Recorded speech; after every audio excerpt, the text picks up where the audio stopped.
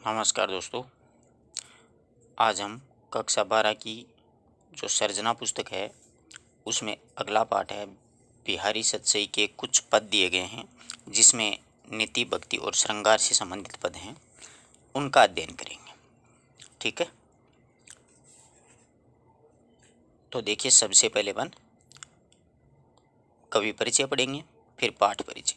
तो प्रत्येक विद्यार्थी इस बात का ध्यान दे कि प्रत्येक कवि और लेखक का जन्म अपने को पता होना चाहिए, जन्म और मृत्यु। तो बिहारी का जन्म वो 1595 में और मृत्यु वो 1663 ईस्वी में हुई थी। अब देखो, गागर में सागर बनने वाले रीतिकाल के महान कवि बिहारी का जन्म है वो ग्वालियर के निकट बसवा नामक गांव में हुआ था। कहाँ पर हुआ था? ग्वालियर के निकट बसवा नामक गांव में हुआ। इनके पिता का जो नाम है वो केशव राय है। ध्यान रखना, ये केशवदास रीतिकाल वाले नहीं हैं, बल्कि दूसरे केशव राय हैं। निम्बार्क संप्रदाय से दीक्षित थे ये केशव राय, इसीलिए बिहारी वो भी निम्बार्क संप्रदाय से दीक्षित हैं। परीक्षा में कई बार पूछा जाता है ये। आगे देखिए, उन्होंने आमेर के मिर्जा राजा जय सिंह के दरबार में पहुंचकर, यानी बिहारी ने आमेर के राजा मिर्जा राजा जय सिंह थे, उनके दरबार में पहुंचकर अल्पवयस्क रानी के महापोष में राजा कर्तव्य भूले और राजा को एक दोहे के द्वारा सचेत किया था, यानी उनको जगाया था कि आप किस चक्कर में पड़े हुए हो, राज दरबार क्यों छोड़ दिया है, ये नवोडा रानी है, इसके मोह पास से आप बाहर निकलो। काव्य के पारखी राजा ने उनका सम्मान किया, एक दोहा लिख करके भेजा था। उस दोहे के रहस्य को, मर्म को समझ करके मिर्जा राजा जय सिंह हैं, काव्य के पारखी राजा ने बिहारी का क्या किया? सम्मान किया और अपने दरबार में सम्मानजनक स्थान भी दिया था और अपने दरबार में बिहारी को रख लिया था। वो दोहा है, नहीं पराग नहीं मधु मधु इहीं विकासी काल अली कलीसो बंध्यो आगे कौन हवाल। ये एक छोटा सा दोहा लिख करके बिहारी ने राजा मिर्जा राजा जय सिंह के पास में भेजा था और उसी दोहे के मर्म को, रहस्य को, भावार्थ को समझ करके मिर्जा राजा जय सिंह हैं वो बाहर निकले और कवि जो बिहारी हैं उनका सम्मान किया, वह अपने दरबार में सम्मानजनक स्थान भी दिया। बिहारी ने सतसई की रचना की है, यानी बिहारी सतसई में देखिए, कुल दोहों की बात करेंगे तो 713 है और कुल छंदों की अगर चर्चा की जाएगी तो 719 हैं। 6 सोरठे भी हैं और 713 हैं वो दोहे हैं। इस बात का ध्यान रखना। आगे देखिए, कवि ने भक्ति, नीति और श्रृंगार व प्रकृति एवं ज्योतिष आदि के बहुआयामी ज्ञान पर आधारित दोहों की रचना करके अक्षय कीर्ति अर्जित की थी। बिहारी का एकमात्र ग्रंथ है बिहारी सतसई, वही इनकी अक्षय कीर्ति का आधार स्तंभ है। ये निम्बार्क संप्रदाय में दीक्षित है, मैं पहले ही बता चुका हूँ आपको। ध्यान में रखना, परीक्षा में कई बार पूछा जाता है, बड़ी परीक्षाओं में, प्रतियोगी परीक्षाओं में। निम्बार्क संप्रदाय से दीक्षित हुए तथा राधा व कृष्ण की भक्ति की थी। उनकी रचनाओं में उक्ति वैचित्र्य, अन्योक्ति, अर्थ गांभीर्य तथा अर्थ विस्तार, अलंकारिकता तथा कल्पना की समाहार शक्ति का विलक्षण समावेश है। कई बार पूछा जाता है कि रीतिकाल के कौन से कवि में समाहार शक्ति का विलक्षण समावेश है, तो ध्यान रखना, बिहारी का जो काव्य है उसमें समाहार शक्ति का भरपूर प्रयोग किया है। समाहार शक्ति के कारण ही किसी अज्ञात व्यक्ति ने ये एक दोहा कहा था बिहारी सतसई की प्रशंसा में कि सतसैया के दोहरे जो नावक के तीर देखने में छोटे लगे घाव करे गंभीर। यानी सतसई जो है उसके दोहे बिल्कुल छोटे छोटे हैं, जिस प्रकार से नावक के तीर होते हैं ना, उसी प्रकार से वो देखने में बिल्कुल छोटे लगते हैं, परंतु घाव करे गंभीर, यानी उनका मर्म, उनका रहस्य, उनका अर्थ गंभीर बहुत ही शानदार है। ये तो कवि परिचय था। अब पढ़ेंगे अपन पाठ परिचय। 12th के सारे विद्यार्थी स्पेशली ध्यान दें, जैसे बड़े विद्यार्थियों सभी के लिए कवि परिचय बहुत ही मायने रखता है। बड़ी परीक्षाएं होती हैं, प्रतियोगी परीक्षाएं, उनमें भी अक्सर यहीं से प्रश्न उठा लिए जाते हैं कि जैसे देखिए, एक दो प्रश्न मैं आपको बताऊं कि बिहारियों किस संप्रदाय से दीक्षित थे, तो अपन को पता है कि ये निम्बार्क संप्रदाय से, तो ये बात इसमें आई है। बिहारी का अक्षय कीर्ति का आधार ग्रंथ कौन सा है, तो बिहारी सतसई है। समाहार शक्ति का सबसे ज़्यादा प्रयोग किसने किया, तो बिहारी ने किया था। इस प्रकार से वैकल्पिक प्रश्न भी यहीं से बनते हैं। और जो डिस्क्रिप्टिव होता है, जिनको लेखन करना होता है, जो 12th के विद्यार्थी हैं उनको पूरा का पूरा ही लिखना पड़ेगा, इसलिए 2-3 बार अच्छे से पढ़ना, इसको आराम से सारी बातें वो समझ में आ जाएगी। आगे देखिए, प्रस्तुत पाठ में बिहारी ने भक्ति नीति एवं श्रृंगार के दोहे लिए। पूरी सत्सैया उसमें भक्ति नीति और श्रृंगार से संबंधित है, तो उनमें से कुछ कुछ उठा उठा करके भक्ति के, नीति के और श्रृंगार से संबंधित दोहे लिए हैं। कवि सांसारिक बाधाओं से मुक्ति हेतु राधा जी की आराधना करता है। सबसे पहले बिहारी सत्सई में मंगलाचरण में सबसे पहले राधा जी को संबोधित करते हुए दोहा लिखा था बिहारी ने, ध्यान रखना, पूछा जा सकता है। राधा जी की आराधना करता है। दूसरी तरफ अपने प्रभु श्री कृष्ण को उपालंब भी देता है कि आपको संसार की हवा लग गई है, मुक्त आत्माओं के सानिध्य में अधम की मुक्ति अधम भी मुक्त हो जाता है। श्री कृष्ण की बातों का आनंद रस पाने के लिए गोपियां उनकी मुरली छिपा लेती हैं। वन में श्री कृष्ण के आए बिना ही वर्षा ऋतु में मोर वो नाचने लगते हैं। नायक और नायिका भरे भवन में संकेतों से कैसे वार्तालाप करते हैं। झीने वस्त्रों में नायिका कैसे सुशोभित हो रही है। ऐसे सभी गागर में सागर भरने वाली बात बिहारी ने की है। सागर में कल्पवृक्ष की डाल इस प्रकार से लगती है, यानी झीने वस्त्रों में नायिका वो इस प्रकार सुशोभित हो रही है जैसे किसी सागर में कोई कल्पवृक्ष की डाल हो। बिहारी सत्सई में गागर में सागर भरने की भरपूर क्षमता बिहारी जी ने की है। इस प्रकार से अपने पाठ परिचय और कवि परिचय अच्छे से पढ़ा। अब ये जो पाठ परिचय दिया गया है इनसे संबंधित अपन को दोहे मिलेंगे, तो अपन विस्तार से इनका अध्ययन करेंगे। आशा करता हूँ यहाँ तक की बात आपको आराम से समझ में आई होगी। अगर किसी प्रकार का कोई डाउट हो तो आप लोग पूछ सकते हो, ठीक है। अब देखिए,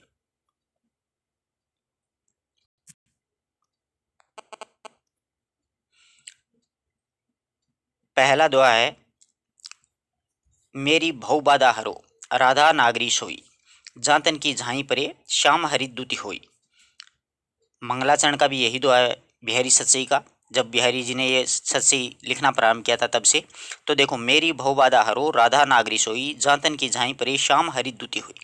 कवि बिहारी कहते हैं कि हे राधा जी, उनके यानी बिहारी के स्वयं के, कि हे राधा जी मेरे स्वयं के सांसारिक कष्टों को दूर करें, जिससे यानी राधा जी के सुंदर स्वरूप को एक मात्र झलक मात्र पढ़ने से ही या देखने से ही श्री कृष्ण होते हैं वो अत्यधिक क्या हो जाते हैं, प्रसन्न हो जाते हैं। मेरी भवबाधा हरो, कि हे राधा जी आप मेरी सांसारिक जो कष्ट हैं, जो बाधाएं हैं उनका हरण करो, क्योंकि आपके इस सुंदर स्वरूप को, इस सुंदर स्वरूप की झलक मात्र देखने से तातन जातन की झाई परे, यानी आपके इस सुंदर स्वरूप की झलक मात्र पढ़ने से ही श्याम हरिद्युति होई, भगवान श्री कृष्ण वो अत्यधिक क्या हो जाते हैं, प्रसन्न हो जाते हैं। यहाँ पर श्लेष अलंकार का प्रयोग किया गया है मित्रों, वो इस प्रकार से है, देखो कि चतुर राधा जी मेरी बहुबाधाओं को दूर करें, चतुर राधा जी आप मेरी बहुबाधाओं को दूर करें, जिनकी झलक मात्र दिखने से या पढ़ने से श्री कृष्ण जो श्याम रंग के हैं, श्री कृष्ण श्याम, श्याम का मतलब यहाँ से हरे से भी लगाया जाएगा और पाप से भी प्रभावहीन हो जाता है, यानी श्री कृष्ण होते हैं वो भी बिल्कुल अत्यंत प्रसन्न हो जाते हैं। इसी प्रकार जो पाप है मेरे वो सारे के सारे नष्ट हो जाएंगे, हीन हो जाएंगे। अथवा जिनके शरीर की सुनहरी कांति पड़ने से श्री कृष्ण का शरीर नीली कांति से हरे में बदल जाता है, उसी प्रकार से मेरा जो पाप कार्य है इस संसार में जो कष्ट हैं वो भी सारे के सारे दूर हो जाएंगे। जिस प्रकार श्री कृष्ण है वो नीली कांति से लेकर के हरे रूप में यानी प्रसन्न मुद्रा में दिखाई देते हैं, उसी प्रकार मेरे भी जो कष्ट हैं वो सारे के सारे दूर हो जाएंगे। आशा करता हूँ अच्छे समझ में आया होगा। दूसरा देखो, तो परवारो उर्वशी सोनी राधि के सुजान है, तू मोहन के उर्वशी हुए उर्वशी समान है। बहुत ही प्यारा छंद दिया है, तो परवारो उर्वशी। कवि बिहारी इस दोहे के माध्यम से कहते हैं कि हे चतुर राधिका, मैं आपके सौंदर्य पर परम सुंदरी माने जाने वाली अप्सरा यानी उर्वशी को न्यौछावर कर सकता हूँ। तो परवारो उर्वशी सोनी राधि के सुजान, हे राधा जी मैं आपके सौंदर्य पर परम सुंदर माने जाने वाली जो अप्सराएं होती हैं, उर्वशी का मतलब अप्सराएं, अप्सरा होने वाली परम सुंदर अप्सराएं हैं, उस उर्वशी को भी आप पे क्या कर सकता हूं मैं, तो पर वारु वारु यानी मतलब न्यौछावर कर सकता हूं। हे राधिका जी मैं आपके ऊपर आपके परम सौंदर्य पर परम सुंदर जो अप्सराएं हैं उर्वशी को भी, परम सुंदर अप्सरा उर्वशी है उसको भी मैं क्या कर सकता हूँ, न्यौछावर कर सकता हूँ।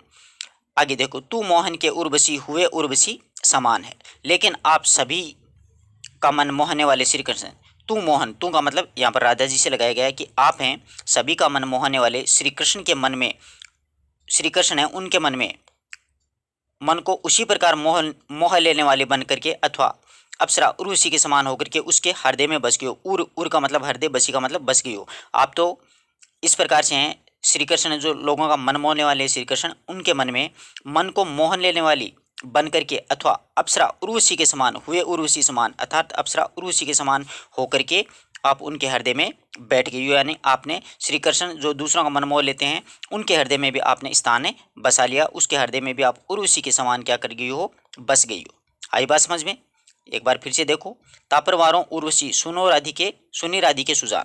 हे राधा जी, आपके सौंदर्य पर, सुनो राधिका जी, आपके सौंदर्य पर परम सुंदर माने जाने वाली जो अप्सरा होती है उर्वशी, उसको भी मैं तापे तोपे वारो उर्वशी, उस उर्वशी को यानी अप्सरा को भी मैं आप पर न्योछावर कर सकता हूँ।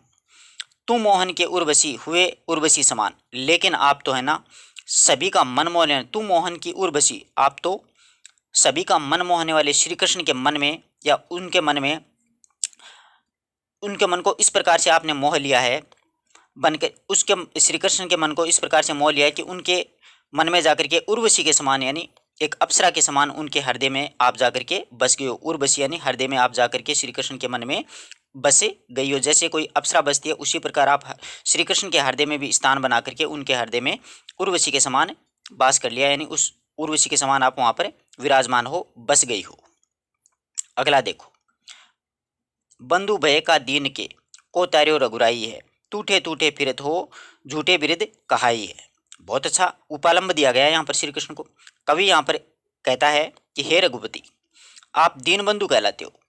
बंधु भय का दीन के को तार्यो रघुराई, हे रघुराई, हे रघुपति, आप तो दीनबंधु कहलाते हो, पतितों का उद्धार करते हो, यानी पतितों का उद्धार कहा जाने वाला होता है उसको दीनबंधु कहा जाता है। तो आप तो दीनबंधु कहलाते हो, पतितों का आपने उद्धार किया है। आप अपनी प्रशंसा सुन सुन करके टूटे टूटे फिरत हो झूठी बिरद कहा है, आप तो अपनी प्रशंसा सुन सुन करके इस प्रकार से इतराते हुए फिर रहे हो। सच तो यह है कि आपका अभी तक मुझ जैसे दीन यानी पापी का, आप तो अभी तक मुझ जैसे दीन यानी बिहारी जी करेंगे, आप तो मुझ जैसे दीन या फिर पापी व्यक्ति से आपका अभी तक पाला नहीं पड़ा है। छोटे बड़े दीन या पतितों को आपने उद्धार कर दिया और झूठी प्रशंसा के माध्यम से ही आप संतुष्ट हो गए हो। यदि आप उद्धार ही कर सकते हो, यदि आप उद्धार कर सकते हो, अगर मेरा उद्धार कर सकते हो, तब मैं मानूं कि आप वास्तव में दीनबंधु कहलाने के लायक हो, यानी पतितों के पावन हो, यानी दीनबंधु कहला सकते हो कि मुझ जैसे पापी या निकृष्ट व्यक्ति को जब आप इस भवसागर से पार कर दोगे, मेरा उद्धार कर दोगे, तो मैं मानूंगा कि आप वास्तव में दीनबंधु या पतितन के पावन कहलाते हो।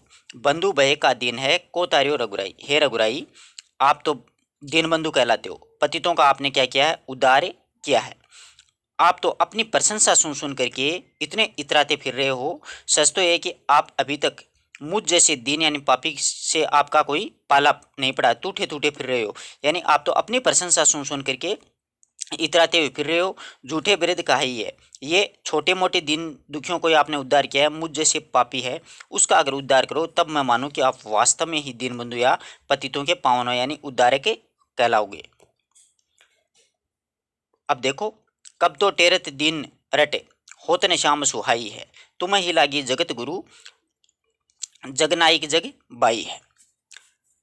कब को टेरतु दिन रट होतन श्याम सहाई है, तुम हो लागी जगत गुरु जगनायक जगबाई है। तो देखिए, कब को टेरतु दिन रटू, कवि प्रभु यानी ईश्वर से कहता है, मैं कब से दीनता भरी पुकार से आपको अपनी सहायता के लिए पुकार रहा हूँ। कब को टेरतु दिन, हे प्रभु, होतन श्याम सुहाई, हे प्रभु, मैं कब से दीनता भरी पुकार से आपको अपनी सहायता के लिए लगातार पुकार रहा हूँ या आवाज़ दे रहा हूँ। आप मेरी दीन पुकार को अनसुनी किए जा रहे हैं। होतन श्याम सुहाई, आप मेरी दिन दुखिया की पुकार है उसको अनसुनी कर किए जा रहे हो। हे श्याम, हे जगत पूज्य ईश्वर, हे जगनायक, कहीं ऐसा तो नहीं है कि आपको भी सांसारिक हवा लगे, तुम्हें ही लागी जगत गुरु, जगत गुरु का मतलब जगनायक, हे जगनायक, हे श्याम, कहीं ऐसा तो नहीं है कि आपको इस संसार की हवा लग गई हो। आपने भी सांसारिक गुरुओं और नायकों के समान जगनायक जगबाई हो। आपने भी जिस प्रकार से सांसारिक गुरुओं या फिर जगनायकों के समान दिनों की उपेक्षा करना आरंभ कर दिया, यानी अब दीन दुखियों की तरफ आप नहीं देखोगे। यदि ऐसा न होता तो मेरी करुण भरी जो पुकार सुन करके आप मेरी सहायता करने के लिए अवश्य आते हो। कब ते टेरे तू, बिहारी जी कह रहे हैं कि हे ईश्वर, हे प्रभु, मैं कब से आपको मेरी दीनता भरी पुकार में अपनी सहायता के लिए पुकार रहा हूँ, लगातार आपको मैं पुकार रहा हूँ। आप मेरी दीन भरी पुकार को अनसुनी किए जा रहे हो। हे श्याम, तुम ही लागी जगत गुरु, जगनायक जगबाई है। हे जगनायक, हे पूज्य परमपिता, कहीं ऐसा तो नहीं है कि आपको भी संसार की हवा लग गई है। तुम्हें ही लागी जगत गुरु, हे जगनायक, कहीं ऐसा तो नहीं है कि आपको संसार की कोई हवा लग गई हो और आपने भी संसारिक गुरुओं और नायकों की तरह, जगनायक, आपने भी संसारिक गुरुओं या फिर जग नायकों के समान दिनों की उपेक्षा करना आरंभ कर दिया है। यदि ऐसा न होता तो आप अवश्य मेरी करुणा बुरी पुकार है वो जरूर सुनते और मेरी सहायता करने के लिए आप अवश्य आते। यानी इस संसार में और भी जो गुरु हैं उनकी आपको हवा लग गई है, आप भी उनके समान हो गए जो जिन दीन दुखियों की तरफ ध्यान भी नहीं देते हैं। ऐसा नहीं होता तो आप जरूर मेरी जो करुणा भरी पुकार है वो अवश्य सुनते और मेरी सहायता करते। अगला देखो, या अनुरागी चित्त की गति न समझे कोई है, ज्यों ज्यों बूढ़े श्याम रंग त्यों त्यों उज्ज्वल होए। या अनुरागी चित्त की, बहुत ही प्यारा है। यहाँ पर देखिए, या अनुरागी चित्त की यानी विरोधाभास अलंकार है। या अनुरागी चित्त की गति न समझे कोई है, ज्यों ज्यों बूढ़े श्याम रंग त्यों त्यों उज्ज्वल होए।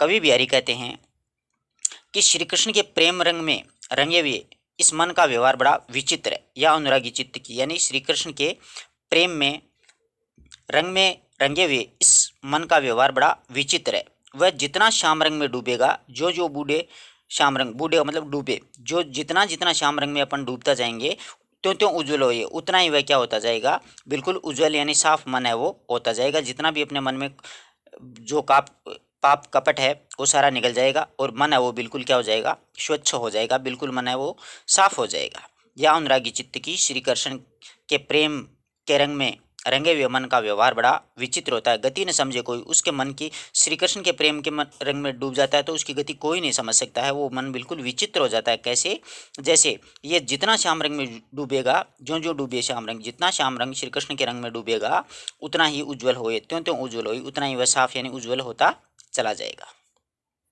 अगला देखो, भजन कयो तात्यो बजो, बजे न एको बार, दूरी भजन तात्यो कयो सो तू बजो गंवार।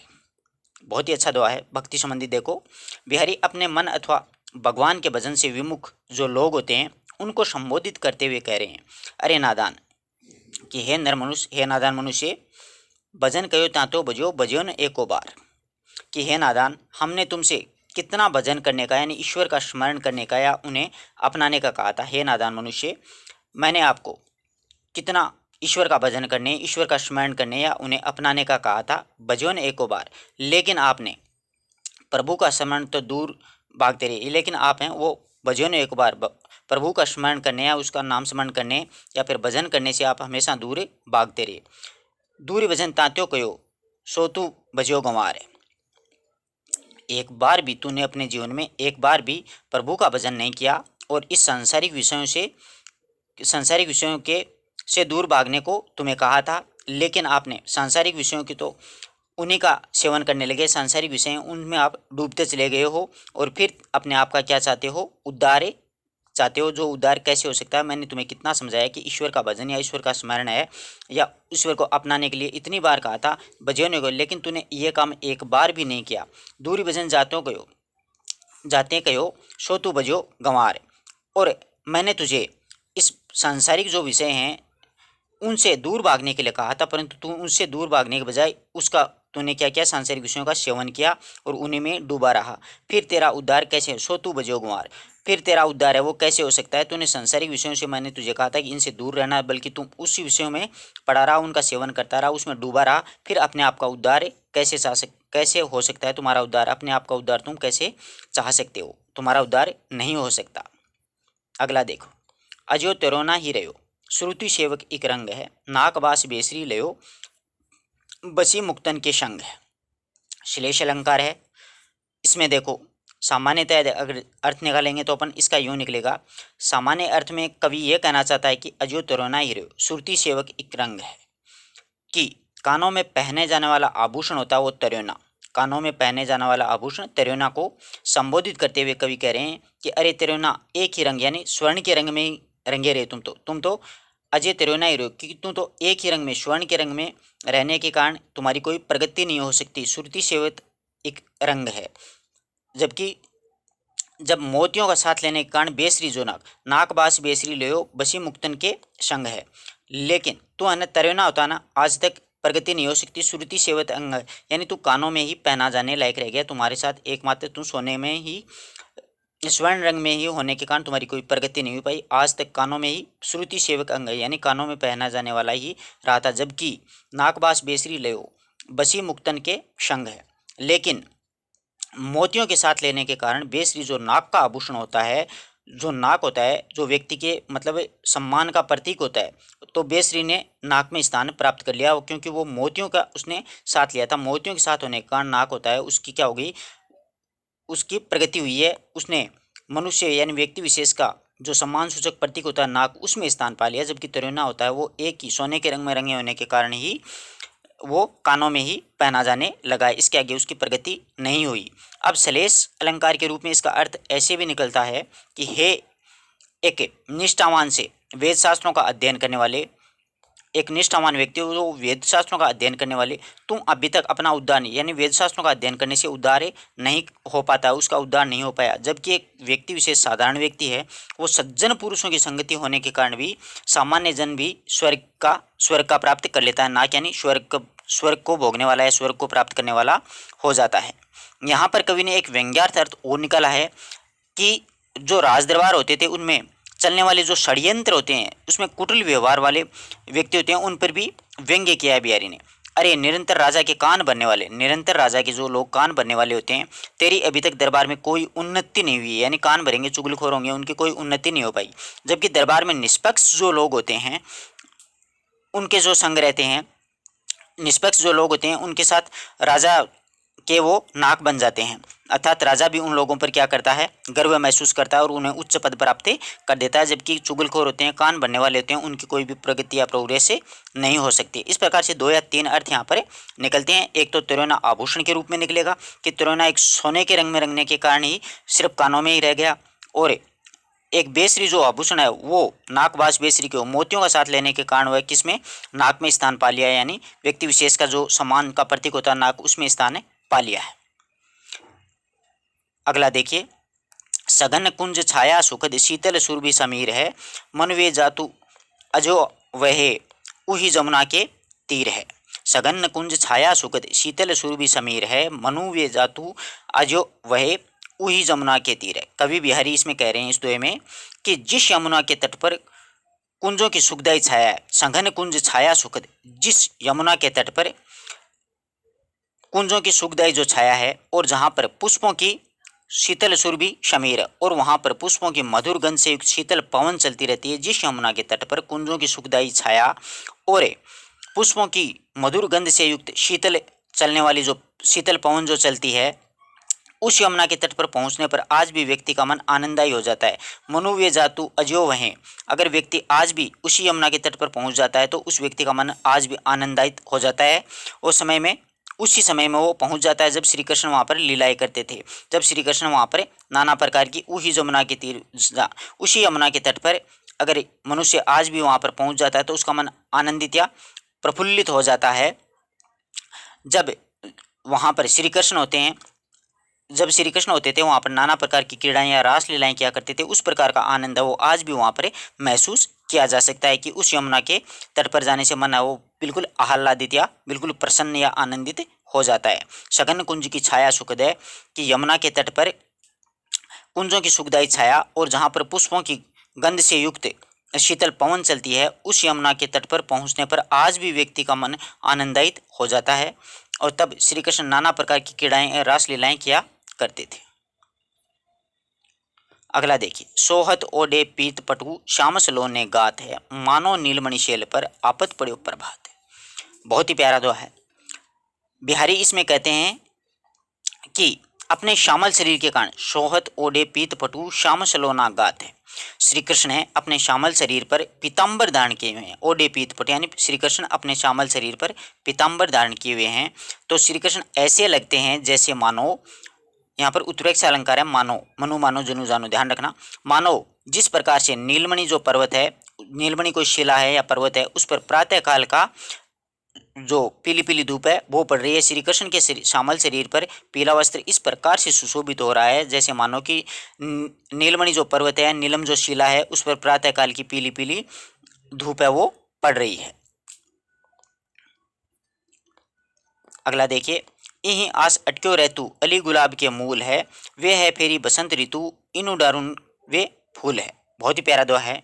कवि इसमें कहना चाहता है कि यही आस अटक्यो रहतु, ग्रीष्म ऋतु आने पर क्या होता है, अली गुलाब के मूल है। यही आस अटक्यो रहतु अली गुलाब के मूल है, यानी ग्रीष्म ऋतु आने पर गुलाब के जो पौधे होते हैं उन पर खिलने वाले सुंदर और सुगंधित फूल जब अदृश्य हो जाते हैं ग्रीष्म ऋतु में, केवल बिना पत्तों वाली कंटीली क्या रहती है, उसमें डंठल दिखाई देती है, डालियाँ रह जाती हैं, किंतु फिर भी भंवरा होता है ना, इस आस पर गुलाब की जो जड़ है उसमें अटका रहता है। यही आस पर जो भंवरा होता है वो इसी आस पर गुलाब की जो जड़ होती है उसमें अटका रहता है, यानी उसको ये आस रहती है भंवरे को कि फिर से वसंत ऋतु आने पर इन डालियों पर पहले जैसे ही सुंदर व फूले लगेंगे। यही आस पर अटके रहतु अली गुलाब के मूल का मतलब जड़, भंवरा होता है वो इसी आस पर क्या है, जो गुलाब होता है उसकी जड़ में इसी प्रकार अटका रहता है, जिससे कि फिर से वे है फिर वसंत ऋतु इन डारून के फूल हैं। कि भंवरा ये सोचता है कि उसको ये आशा ये विश्वास रहता है कि वसंत ऋतु आने पर इन डालियों पर पहले जैसे ही सुंदर फूल हैं वो जरूर लगेंगे, यानी फूल से फिर से अपन को फूल का रस चूसने का मौका वो दोबारा मिलेगा। इस आस के आधार पर यानी एक विश्वास रूप ये दुआ प्रस्तुत किया है बिहारी जी ने कि भंवरा होता है वो इसी विश्वास इसी आस पर जब ग्रीष्म ऋतु में बिल्कुल फल फूल सब झड़ जाते हैं, सिर्फ डंठल या डलियां बचती हैं, उसकी जड़ में भी गुलाब की जड़ में भंवरा होता है वो दबा रहता है, अटका पड़ा रहता है। उसको ये फिर से आस रहती है कि ये बसंत ऋतु आएगी, है फिर बसंत ऋतु की वसंत ऋतु फिर से आएगी, इन डारून के फूल और इन्हीं डालियों पर पहले जैसे ही क्या लगेंगे, सुंदर फूल लगेंगे। अन्योक्ति अलंकार का इसमें प्रयोग किया गया है। अगला देखिए, को छूट्यो यही जाल परी कत कुरंग अकुलात है, ज्यो ज्यो सूझी बजो चाहत है, त्यों त्यों उर्जत जात है। बहुत ही प्यारा दुआ है। क्या कह रहा बिहारी जी, को छूट्यो यही जाल परी कत कुरंग अकुलात है, ज्यो ज्यो सूरझी बजो चाहत है, त्यों त्यों उर्जत जात है।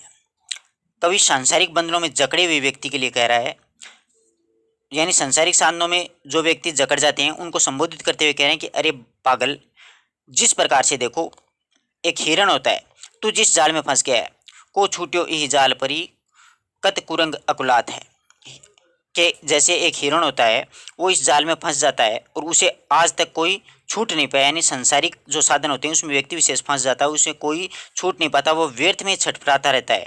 वो हिरण होता है वो व्यर्थ में छटपटाता है कि इस जाल से अपन बाहर निकल जाएंगे, व्यर्थ में छटपटाता है। इस जाल में वह जीव यानी इस सांसारिक जाल में जीव एक बार जैसे फंस जाता है, वह जितना छूटने का प्रयत्न, जो जो सूरज बजो चाहता है, वह जितना छूटने का प्रयत्न करता है, हिरण होता है उस जाल से बाहर निकलने का प्रयत्न करता है, त्यों त्यों उलझ जाता है, उसी प्रकार उतना ही वह उसमें फंसता चला जाता है। तो कवि सांसारिक जो बंधन में जकड़े हुए व्यक्ति हैं उनको संबोधित एक हिरण के माध्यम से कर रहा है कि जैसे एक हिरण जाल में फंस जाता है और उसे आज तक जाल से वो निकल नहीं पाता है, वह व्यर्थ में छटपटाता रहता है, तो वह जाल से जीव बार बार बाहर आने की कोशिश करता है। हिरण जैसे सांसारिक साधनों से बाहर आने की व्यक्ति कोशिश करता है, उतना ही वह उसमें फंसता वापस चला जाता है। जितना वो सुलझाने की कोशिश करता है, बाहर निकलने का प्रयत्न करता है, उतना ही उसमें फंसता चला जाता है, त्यों त्यों उलझ जाता है, उतना ही उसमें फंसता हुआ क्या करता है, चला जाता है। सांसारिक सुखों के जो जाल हैं उसमें पड़े हुए मनुष्य इन झूठे सुखों के जाल में फंस जाने पर इनसे छूट पाना बिल्कुल असंभव सी बात होती है। इनके दुखमय परिणामों से त्रस्त होकर के अब तू छूटने में छटपटा रहा है, तेरा ये प्रयास है वो व्यर्थ है। तू जितना इससे छूटने का प्रयत्न करेगा ना, उतना ही उसमें उलझते हुए चला जाएगा। यानी व्यक्ति सांसारिक सुखों से जितना सांसारिक दुखों में फंसने के बाद निकलने की कोशिश करेगा, उतना ही वह उसमें क्या चला जाएगा, फंसते हुए वापस चला जाएगा। देखो, को छूट्यो इहि जाल परी, कत कुरंग अकुलात है, ज्यो ज्यो सूरजी बजो चहत है, त्यों त्यों ऊर्जे जात है।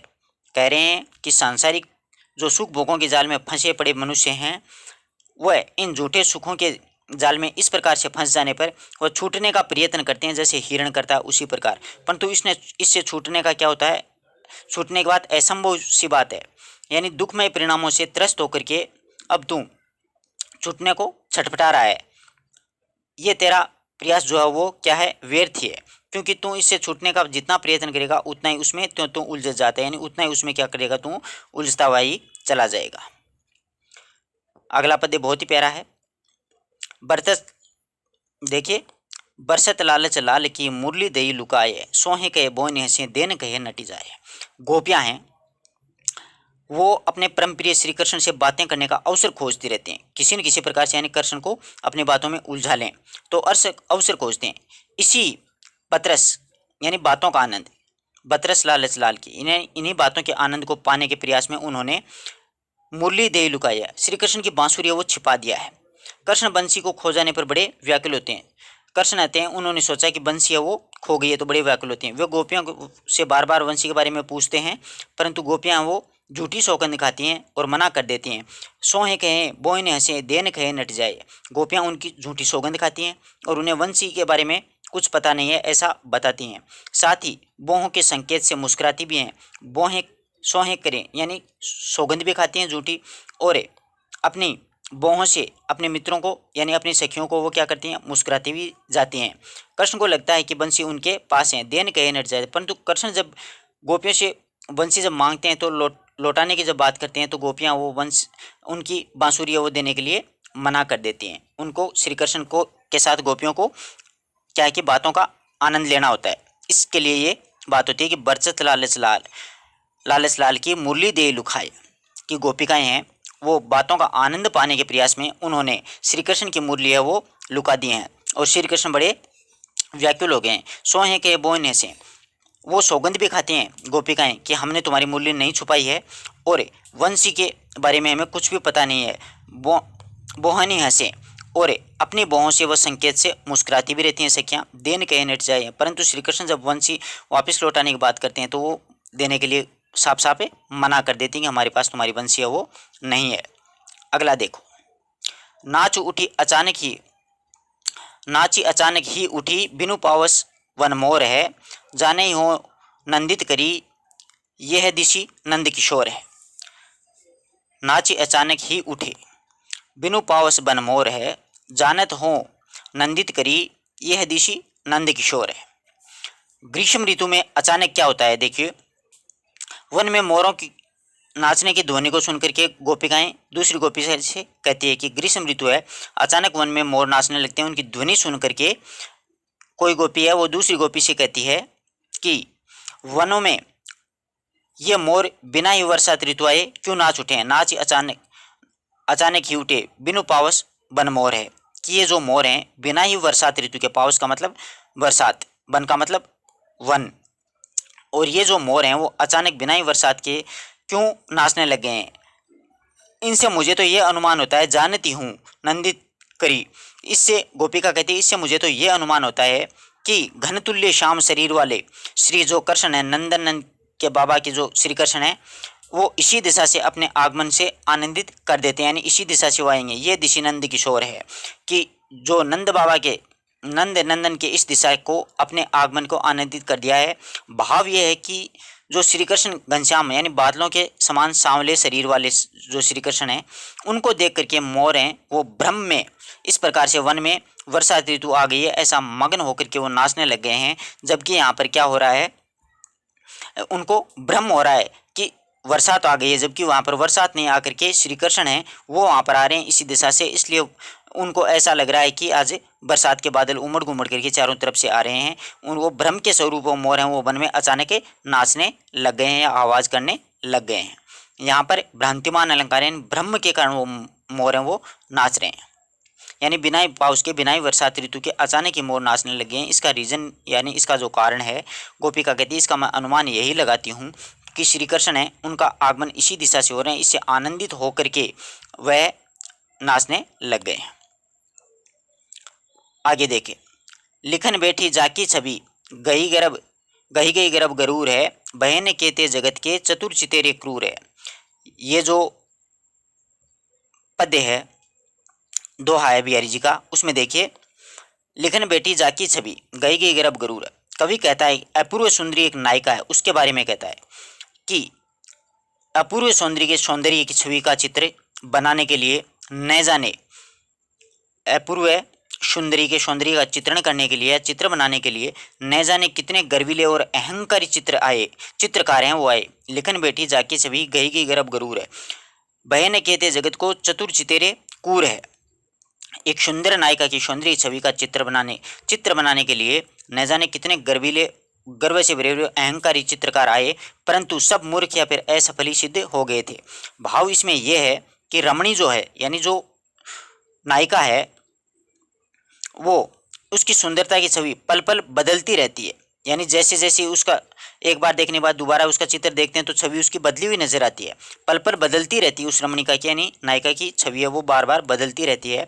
तो चित्रकार चित्र बना करके जैसे ही चित्र और उस सुंदरी का मिलान करना चाहता है, कि जैसे चित्र बना लिया या उस सुंदरी का मिलान करना चाहता है तो उसे भिन्नता दिखाई देती है। अतः उसका महान चित्रकार होने पर भी गर्व है, वो अहंकार रूप में क्या हो गया, शून्य हो गया। ये जो दोहा है वर्तमान में जो संस्कृत शिक्षा विभाग की परीक्षा हुई थी उसमें पूछा गया था। तो ध्यान रखना, इसका भावार्थ यही निकलेगा मुख्य रूप से कि एक चित्रकार सुंदरी का चित्र बना करके जैसे ही चित्र और उस सुंदरी दोनों को मिलान करना चाहता है तो उसमें बिल्कुल भिन्नता दिखाई देती है। अतः वह महान चित्रकार था जिसको गर्व था, और उसको जो अहंकार था वो सारा का सारा क्या हो गया, चूर चूर हो गया। सारा का सारा गर्व है वो विलीन हो गया, समाप्त हो गया। अगला देखो, झीने पट में झुलमुली झलकती ओप अपार है, सरतुरु की सिंधु मानो मनु सिंधु में लस्ती सा पलव डार है। झीने पट में झुलमुली झलकती ओप अपार है, सुरतरु की मनु सिंधु में लस्ती सा पलव डार है। कवि इसमें कहना चाहते हैं कि नायिका के द्वारा पहने गए जो महीन वस्त्र हैं वो झुलमुली नामक आभूषण के समान लग रहे हैं।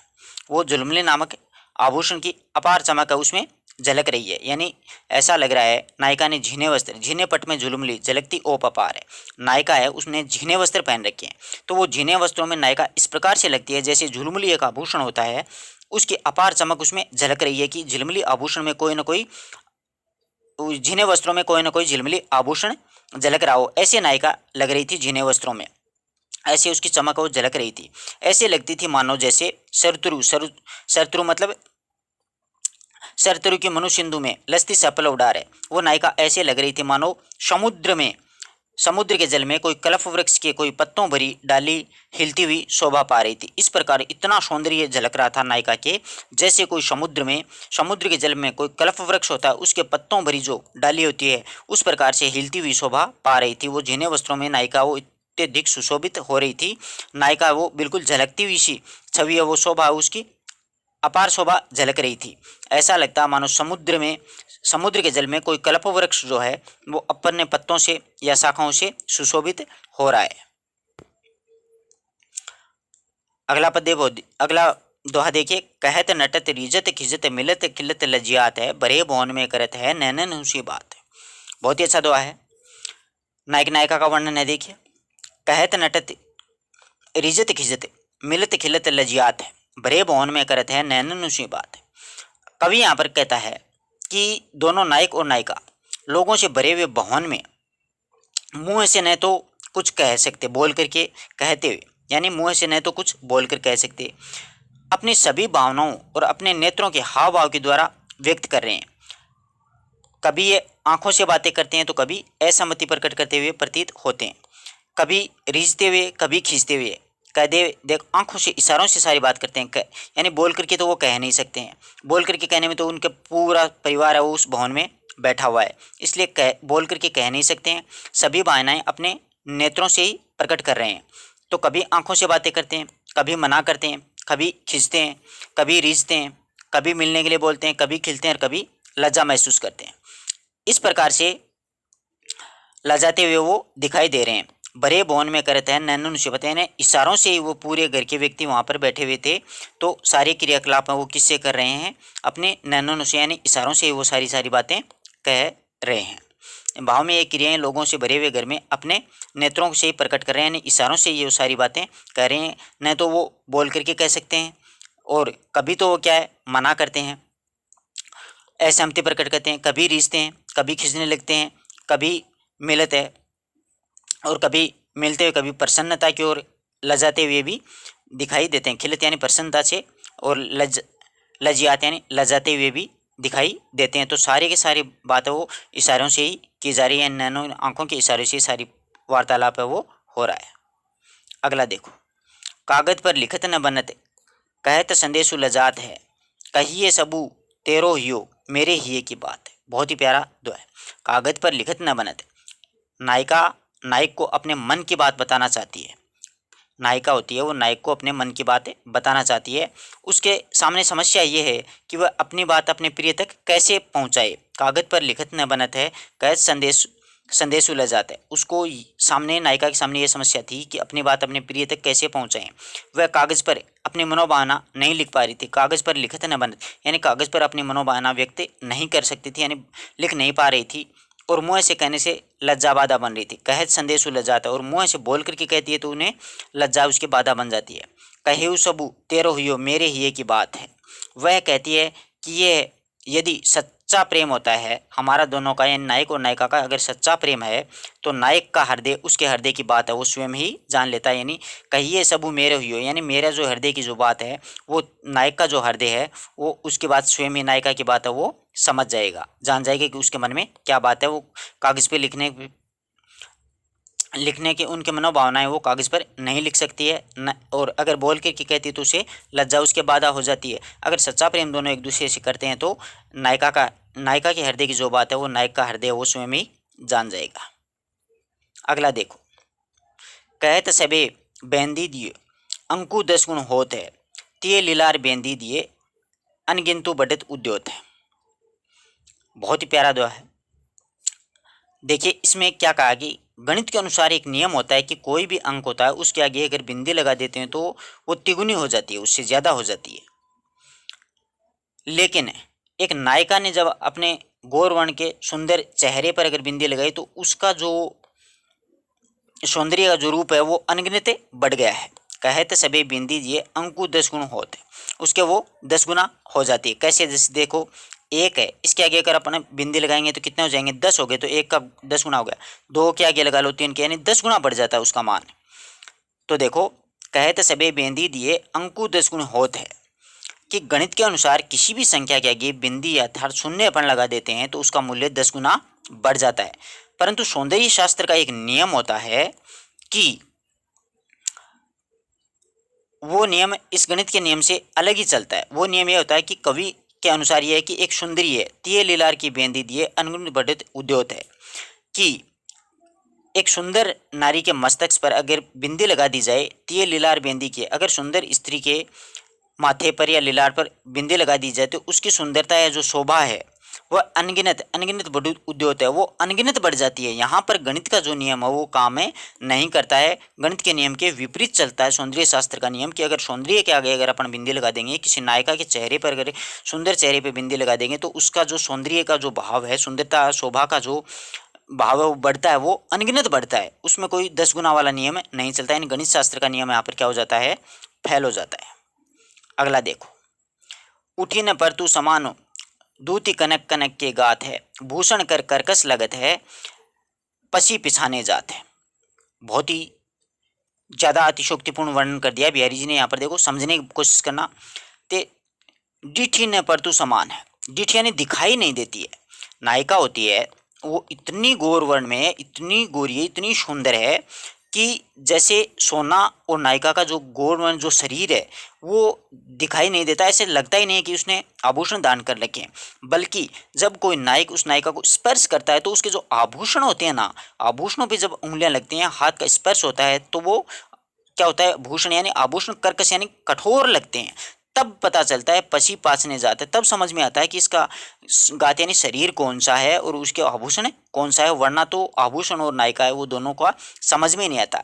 देखो डीठी न परतु समान है कि नायिका का जो गौरवर्ण शरीर है वो सोने के गहने बिल्कुल दिखाई नहीं पड़ते हैं। गौर वर्ण में सोने के जो गहने हैं वो बिल्कुल दिखाई नहीं पड़ते हैं, क्योंकि दोनों की चमक और कांति है कि दूती कनक कनक के गाते हैं।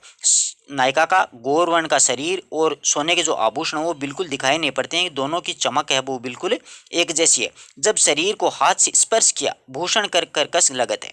जब शरीर को हाथ से स्पर्श किया तब पता चला कि सोने के आभूषणों से हाथों को कठोर लगते हैं, यानी सोने के जो आभूषण हैं वो हाथों को कठोर लगते हैं। तब पता चला कि इसने आभूषण धारण कर रखे हैं, तभी नायक को पता चला कि इसने आभूषण धारण कर रखे हैं, वरना तो उसको पता ही नहीं लगता।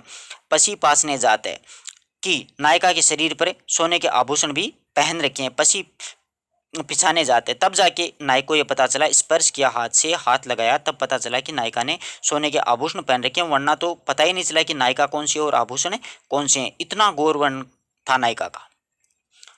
अगला देखो, अंग अंग जगमग दीप शिखासी देह, दिया बढ़ाए हूँ रहे बड़ो उजियारोग्य है। अंग अंग जगमग दीप शिखासी देह, यहाँ पर बिहारी ने बहुत ही बड़ा वर्णन कर दिया है, अतिशोक्तिपूर्ण। बिहारी ये कहना चाह रहे हैं कि नायिका जो है उसका अंग अंग है वो जगमगाता रहता है, और उसका शरीर है वो क्या है, एक दीपक की लो के समान है, दीप का दीपक के लो के समान जगमगा रहा है।